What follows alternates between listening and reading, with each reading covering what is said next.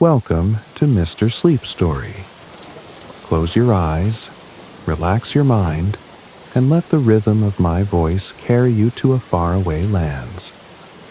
Today's story begins in 5, 4, 3, 2, 1. Tonight, prepare to drift into the mysterious embrace of the ocean's depths. These tales will carry you across moonlit waves, into hidden coves, and beneath the surface where secrets of the sea lie waiting to be discovered. Our first tale is that of the great serpent. In a forgotten corner of the world, where the sun's light barely touched the forest floor, there lay a cave shrouded in shadows and legend. It was said that beneath the earth slumbered a great serpent, a creature born of fire and stone, whose scales gleamed like molten gold, and whose breath could silence the wind. The serpent was no mere beast.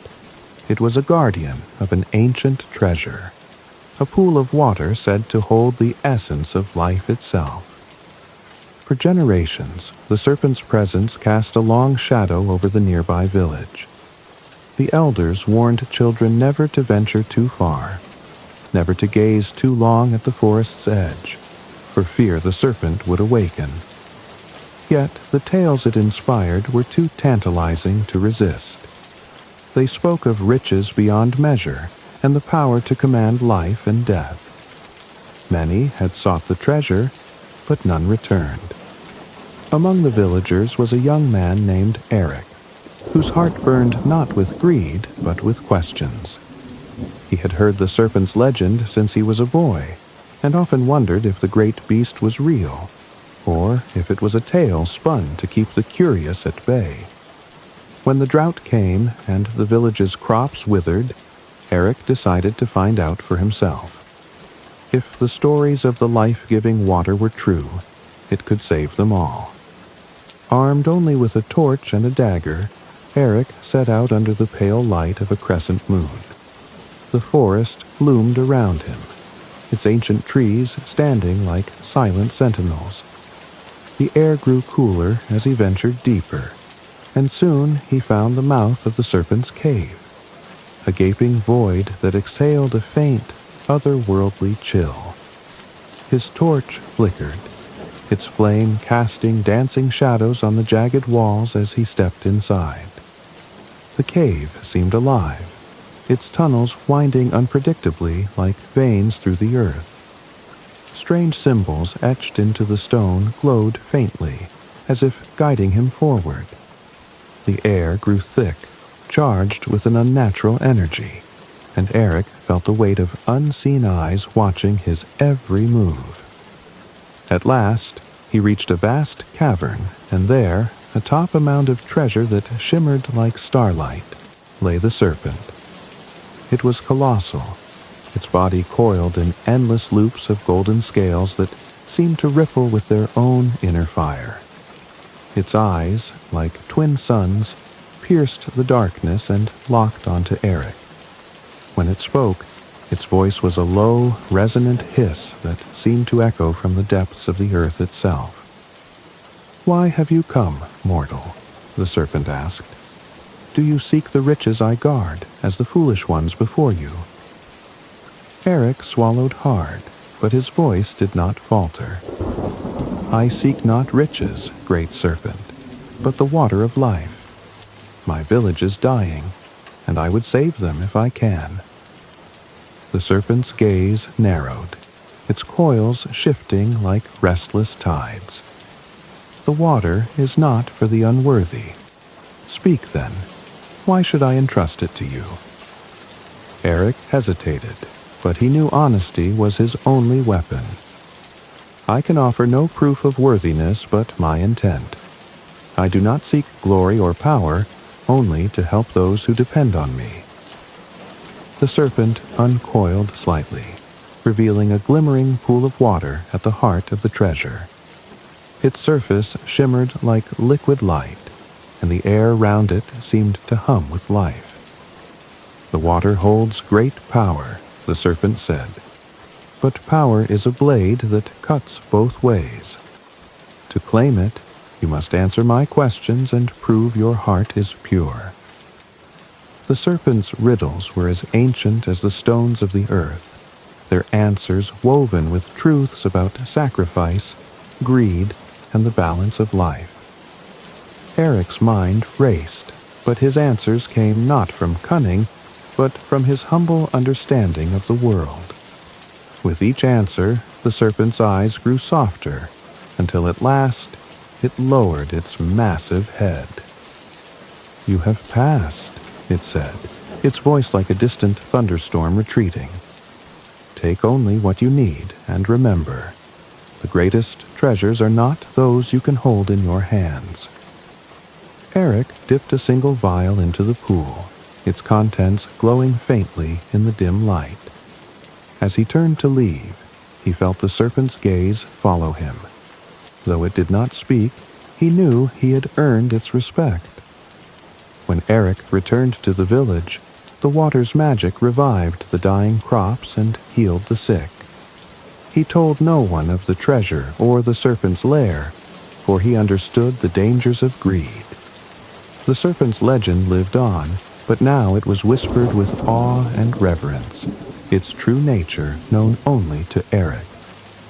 And deep within the earth, the great serpent coiled once more around its treasure, a silent guardian of life's mysteries, waiting for the next soul brave enough to seek it. This next tale is Hails from Scotland, named The Sea Maiden. In a rugged land where the mountains met the sea, there lived a humble fisherman named Finn. His days were spent battling the waves, casting his nets into the churning ocean, and hoping for a good catch to feed his family. Yet, no matter how hard he worked, the sea seemed cruel, granting him little for his efforts. One day, as the sky hung heavy with storm clouds, Finn rowed far from the shore, desperation driving him. The waves tossed his small boat like a child's toy, and just as he thought the sea might swallow him whole, his net grew heavy. With all his strength, he hauled it up, expecting a bounty of fish, but instead he found a dazzling creature unlike anything he had ever seen. It was a sea maiden. Her hair shimmered like spun silver, cascading in waves down her back, and her eyes were as deep and endless as the ocean itself. Her scaled tail, sleek and iridescent, glittered with every color of the sea. She gazed at him with a mix of sorrow and serenity. "Release me," she said, her voice lilting like the melody of the tides, "and I shall grant you a boon. Your nets will never come back empty, and you will know wealth beyond your wildest dreams." Finn, though frightened and awestruck, saw the truth in her words. With trembling hands, he cut the ropes of his net and watched as the maiden disappeared beneath the waves. True to her promise, the sea became his ally. His boat overflowed with fish, and his family knew no hunger. Years passed, and Finn grew wealthy, his once small home becoming a grand estate overlooking the cliffs. But wealth often comes at a price, and the Sea Maiden had not made her bargain lightly. On the day Finn's first son was born, the sea roared louder than ever before. A shadowy figure appeared on the shore as he cradled his infant son in his arms. It was the maiden, her beauty as unearthly as he remembered, but her gaze was colder now. "Your son belongs to me," she said, her voice as sharp as the wind. "This was our bargain, your freedom, for the first thing your house gained when you returned home." Finn fell to his knees, pleading with her. "Take anything but him. I beg you, show mercy."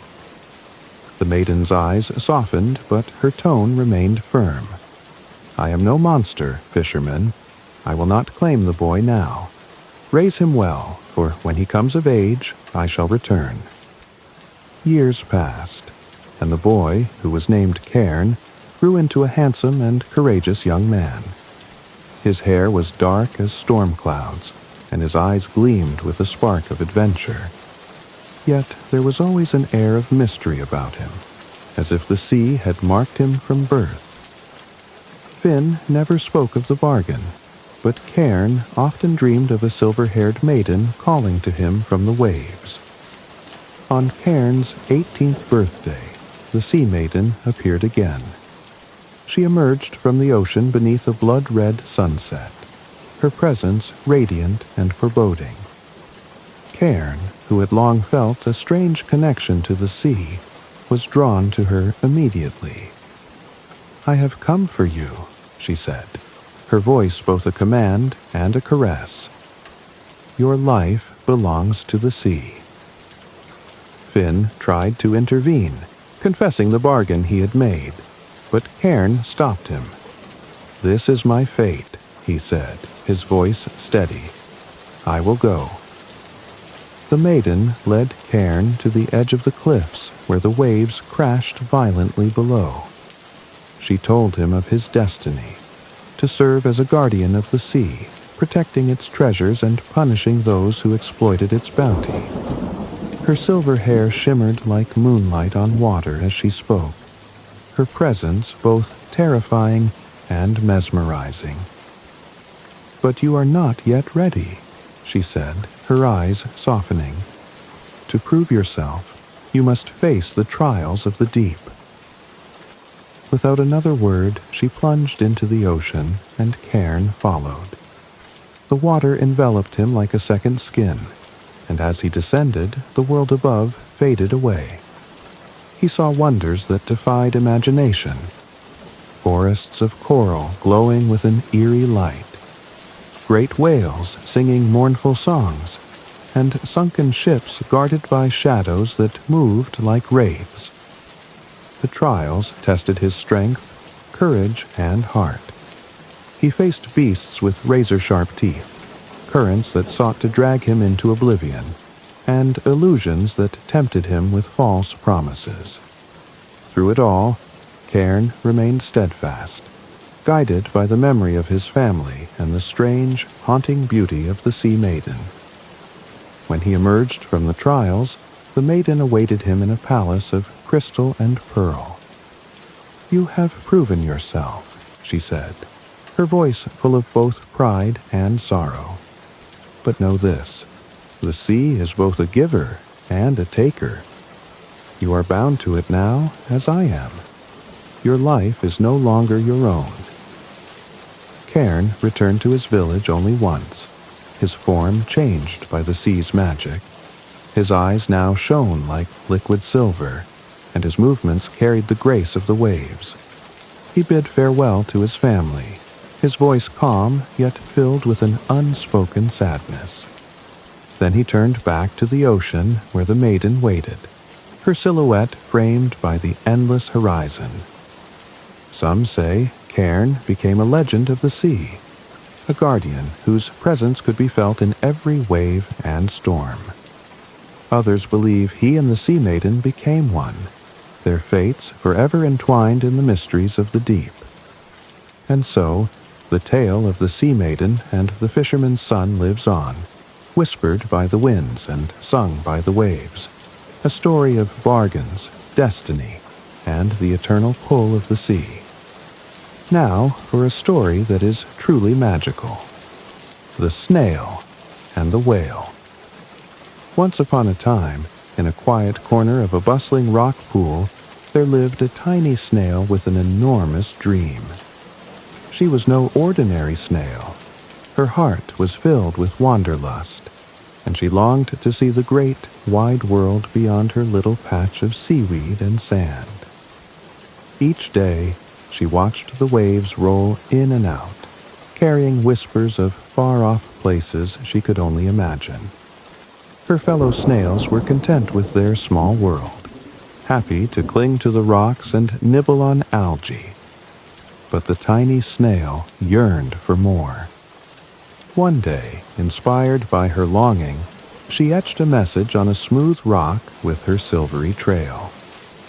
Lift wanted around the world. Days passed, and the snail waited with a hope in her heart. She watched as crabs scuttled sideways and gulls circled overhead, but no one answered her plea.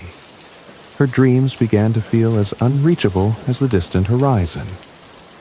Then, one day, a shadow fell across the pool. It was not the shadow of a bird or a passing cloud. It was the shadow of a magnificent humpback whale.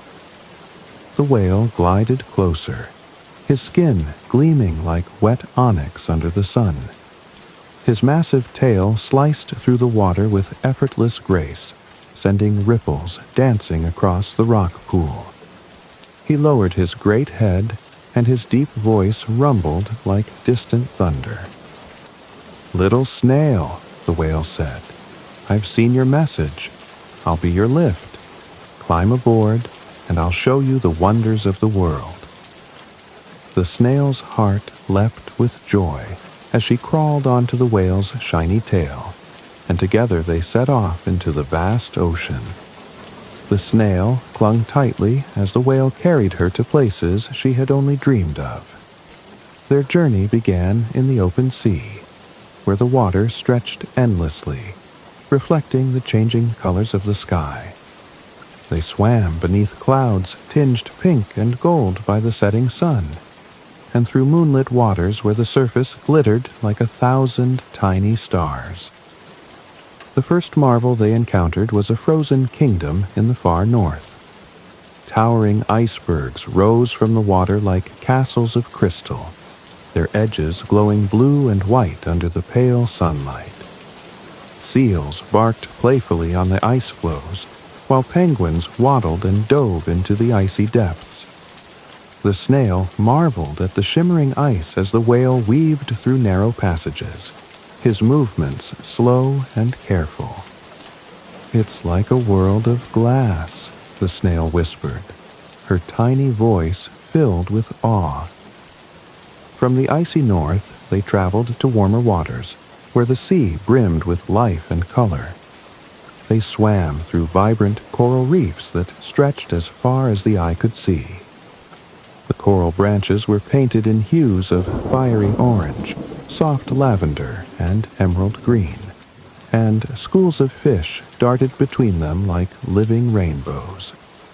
The snail watched in wonder as a group of dolphins leapt into the air, their sleek bodies arcing gracefully before splashing back into the water. "Everything here dances," the snail said, her eyes wide with delight. The whale rumbled in agreement, his voice like the rhythm of the waves. "The ocean is alive, little snail. It has its own heartbeat." Their journey continued to a remote island where golden beaches stretched endlessly, bordered by lush green jungles. As the whale rested near the shore, the snail gazed at the land beyond the water. She saw crabs scuttling sideways across the sand, their claws clicking as they searched for food, and monkeys swinging playfully from the treetops. Parrots with feathers as brilliant as jewels flew overhead, their cries echoing through the jungle canopy. "Isn't it strange," the snail mused, "that so many creatures live without ever seeing the sea?" "And yet the sea touches them all," replied the whale, his tail stirring the water gently. "Everything is connected." As they ventured farther, the sea grew wilder. They swam through roaring storms where lightning flashed across the sky, and the waves towered high above them. The snail clung tightly to the whale's tail, her heart pounding with both fear and exhilaration. When the storm passed, they found themselves in a tranquil lagoon, where the water was as still as glass and a faint mist hung in the air. The snail marveled at the quiet beauty of the place, where even the smallest ripple seemed to echo endlessly. But not all their journey was filled with wonder. One day, as they swam near a bustling bay, the whale ventured too close to the shore. The water grew shallower, and the cries of seagulls filled the air. Suddenly, a terrible sound echoed. Crunch! The whale had become stranded on the sandy beach. He thrashed his mighty tail, but the tide was out, and the water was too shallow to free him. The snail, perched on his back, felt her heart race with fear. What could a creature as small as her possibly do to save someone as mighty as the whale? But the snail was clever and determined. She slithered off his back and onto the warm sand, leaving a new trail behind her. Slowly, carefully, she wrote, "Help. A whale is stranded." Her message caught the attention of a group of children playing nearby. They ran to alert the adults, who quickly gathered a rescue team. People arrived with buckets of water and ropes, working together to keep the whale cool and guide him back to the sea. The beach buzzed with shouts and cheers as the tide began to rise. With a final great heave of his tail, the whale pushed himself into deeper water, and a collective cheer erupted from the crowd as he swam free. Exhausted but relieved, the whale circled back to the little snail, who had crawled to the edge of the water. "Little snail," he said, his voice filled with gratitude. "You may be small, but your heart is mighty. You saved my life." The snail beamed with pride as she climbed back onto his tail, and together they journeyed back to her rock pool. Along the way, the whale swam slower, allowing the snail to take in the sights one last time. They passed through a meadow of seagrass swaying gently in the current, where sea turtles glided gracefully and tiny seahorses clung to the blades.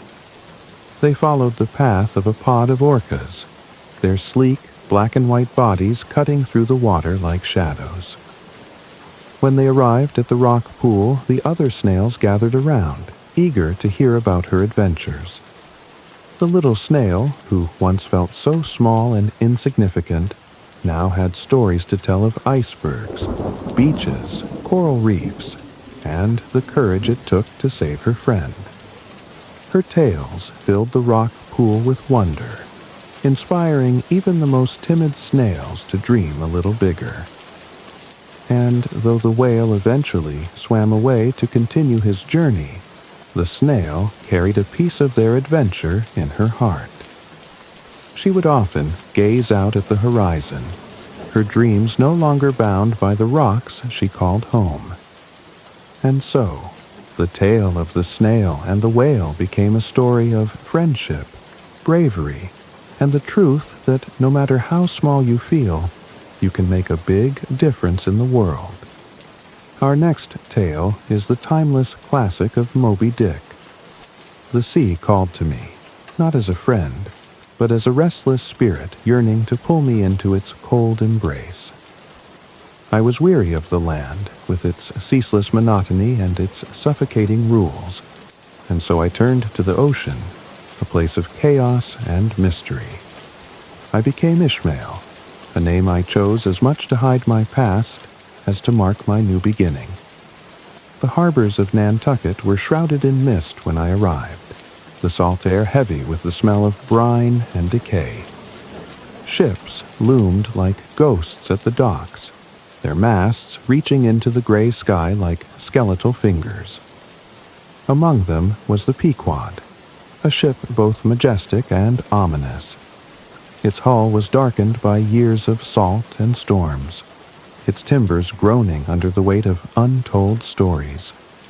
Strange carvings adorned the wood, the work of hands that seemed guided by superstition and fear. I learned quickly that this was no ordinary whaling ship. Its captain, Ahab, was a man whispered about in every tavern and inn, a figure of obsession and wrath.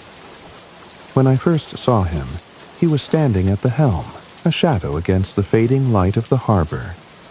Ahab's face was etched with lines as deep as the ocean itself, his skin weathered by years of salt and sun. But it was his eyes that struck me. a piercing, feverish glare that seemed to see through flesh and bone, reaching into the soul. His leg, replaced by a crude peg made from the jawbone of a whale, thumped against the deck as he moved, a rhythmic sound that echoed with an almost unnatural weight. Ahab spoke of one thing and one thing only: Moby Dick, the great white whale. It was no ordinary creature. Sailors called it a demon, a phantom of the deep. Its skin was pale as the moon, its massive body scarred by harpoons that had failed to bring it down. Its eyes were said to hold an ancient, knowing malevolence, as if it understood the folly of the men who hunted it. Years ago, Moby Dick had taken Ahab's leg, leaving him broken in body but unyielding in spirit. Now, Ahab's life had but one purpose: to destroy the beast that had maimed him. The crew of the Pequod was a motley collection of men, drawn together by desperation, greed, or madness. Queequeg, the harpooner who became my closest companion, was unlike anyone I had ever met. His skin was inked with intricate patterns that told the stories of his distant island home, and his eyes held a calmness that seemed at odds with the savage weapon he wielded. He carried a small wooden idol, carved with a face both grotesque and serene, and he prayed to it in silence each night.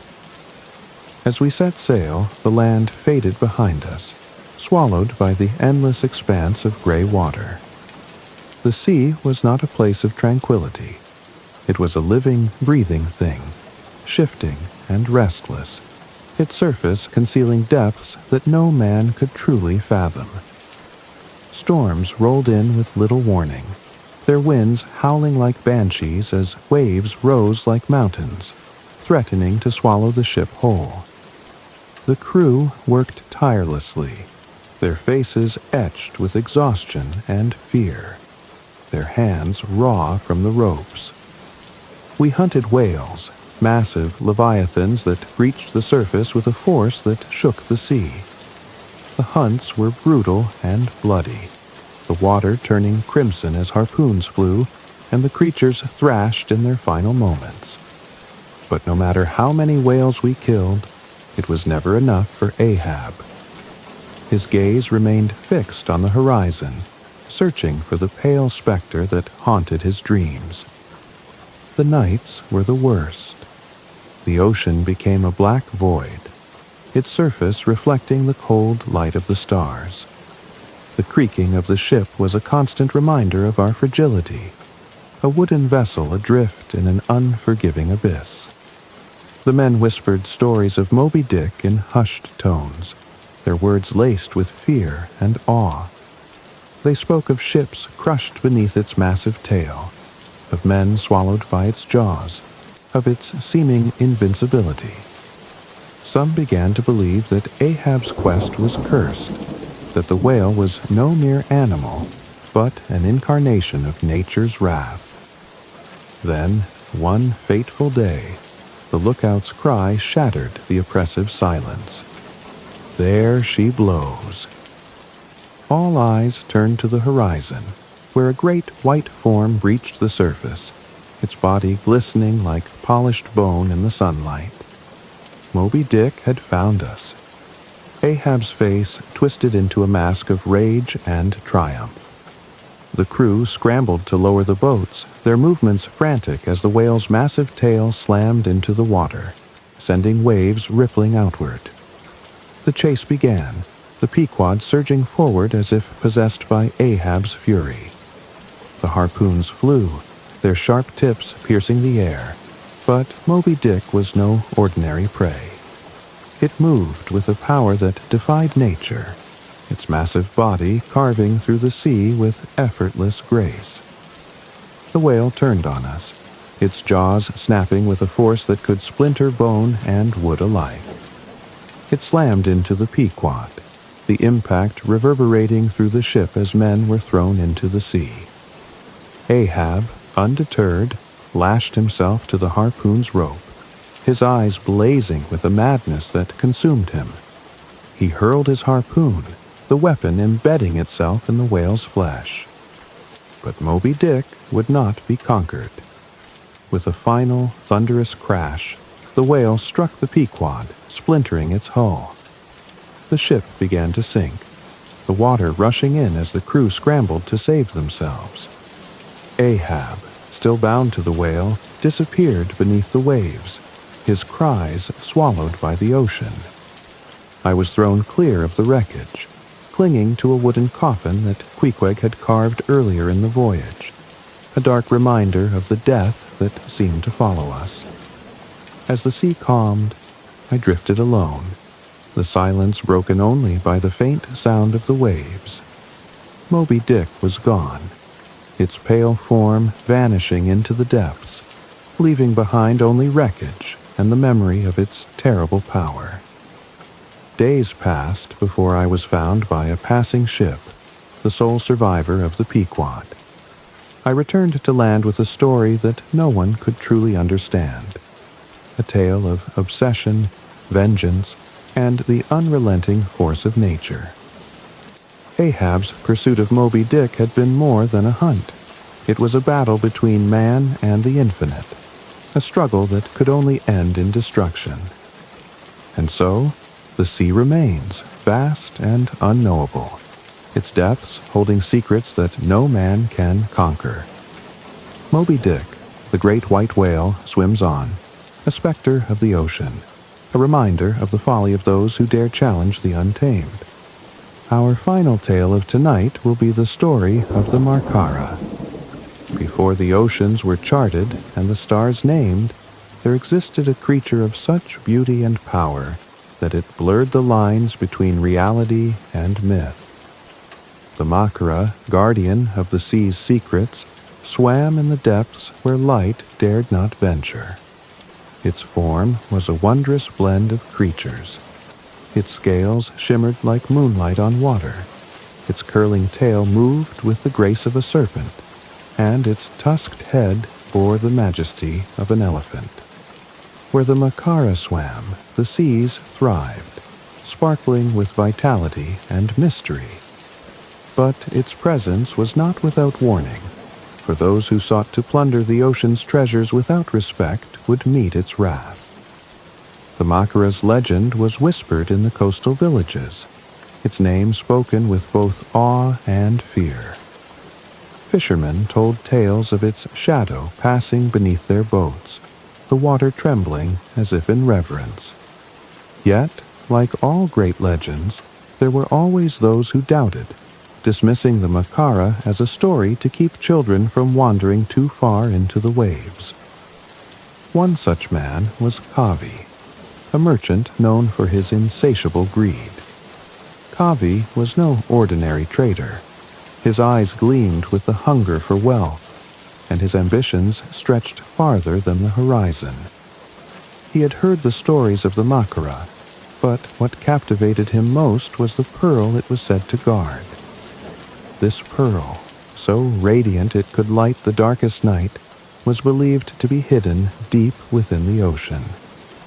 Kavi, dismissing the warnings of the villagers, made up his mind to claim it.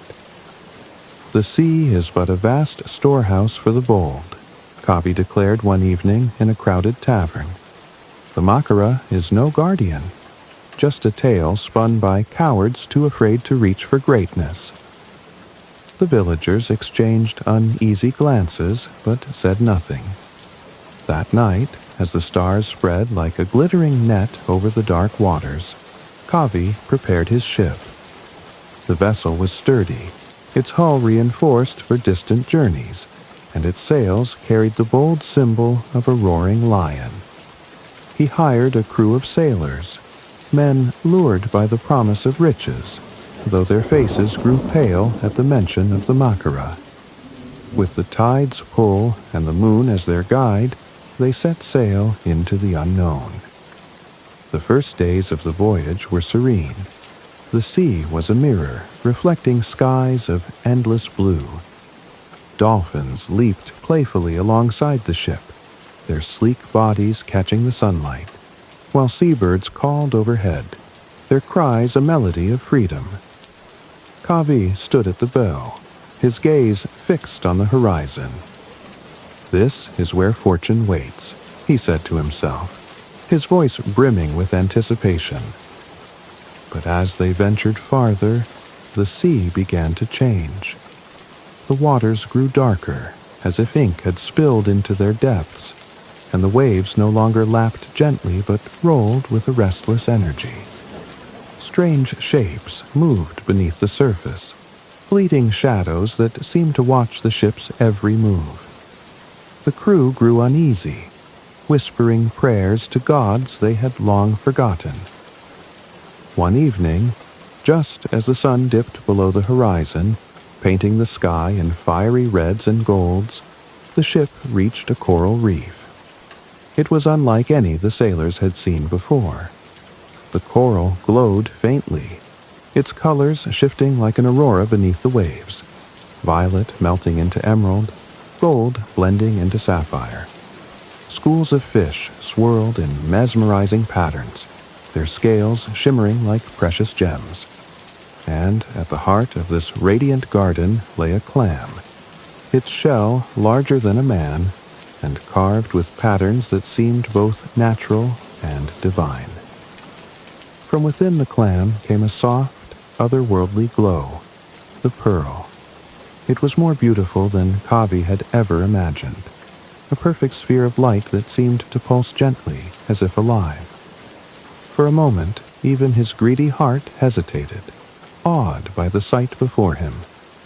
But the moment passed, and Kavi's hunger for wealth consumed him. "Lower the boat," he ordered, his voice cutting through the spellbinding scene. The sailors obeyed reluctantly, their movements heavy with dread. Kavi descended into the water, the cool waves wrapping around him like silk as he approached the clam. He pried it open with his harpoon, his hands trembling with excitement as he grasped the pearl. It was warm to the touch, its light now brighter, casting shadows that danced eerily on the coral. But the moment he lifted the pearl from its resting place, the ocean seemed to shudder. The glowing coral dimmed, the fish scattered, and the water grew heavy with silence. Then came the roar, a deep, resonant sound that vibrated through the very bones of the sea. From the shadows of the reef, the Makara emerged. Its presence was overwhelming, a blend of elegance and terror. Its scaled body glinted even in the fading light, each scale catching the faintest shimmer of the pearl's glow. Its tusks, curved like crescents, gleamed as if polished by the tides, and its eyes burned with an ancient, unyielding light. The Makara moved with the grace of a dancer, its tail sending ripples through the water that felt like the heartbeat of the ocean itself. Kavi froze, his body paralyzed by both fear and wonder. The Makara's gaze fell upon him, piercing through his very soul. In that moment, he understood the weight of his trespass. But it was too late. The Makara roared again, and the waters surged with its fury. Kavi turned and swam for his life, the pearl clutched tightly to his chest. The Makara pursued him, its movements swift and fluid, as if it were one with the sea. Kavi reached the surface, gasping for air, and scrambled into the small boat. "Row!" he screamed at his crew. "Row with all your strength." The sailors obeyed, their oars churning the water as the Makara's shadow loomed beneath them. But the creature was relentless. With a single flick of its powerful tail, it sent a wave crashing into the boat, shattering it into splinters. Kavi and his men were thrown into the water, their cries lost in the roar of the ocean. Clinging to a piece of wreckage, Kavi begged for mercy. "Great guardian," he cried, "forgive my greed. I will return your pearl. Just spare my life." The Makara rose above him, its tusks gleaming in the moonlight. It spoke, its voice a deep, resonant current that echoed in the water. The pearl is not yours to take. You have disturbed the balance of the sea, and now you must pay the price. With a final sweep of its tail, the Makara summoned a whirlpool that pulled Kavi into the depths. As he sank, the pearl slipped from his grasp, its glow fading as it returned to its rightful place in the clam. The reef, though still dim, began to hum softly, as if the ocean itself was healing. By morning, the wreckage of Kavi's ship washed ashore. The villagers who had warned him found no trace of the merchant or his crew. They whispered prayers to the Makara, offering flowers and shells at the water's edge as a sign of respect. And so, the legend of the Makara grew. It remained the silent guardian of the ocean, its presence both a blessing and a warning. To those who respected the sea, it brought life and abundance. But to those who dared to exploit its treasures, it delivered swift and unrelenting justice. The Makara, eternal and untamed, swam on. Its form a glimmer in the water, its spirit a reminder of the delicate balance between man and the mysteries of the deep. Our journey through the ocean's mysteries has now come to a close. Let the echoes of the waves and the secrets of the deep linger in your dreams. Thank you for joining Mr. Sleep Story tonight, where each tale is a key to unlock the doors of peaceful slumber. If these stories have brought you a sense of peace, don't forget to like, subscribe, and share the magic with others. Good night, and sweet dreams.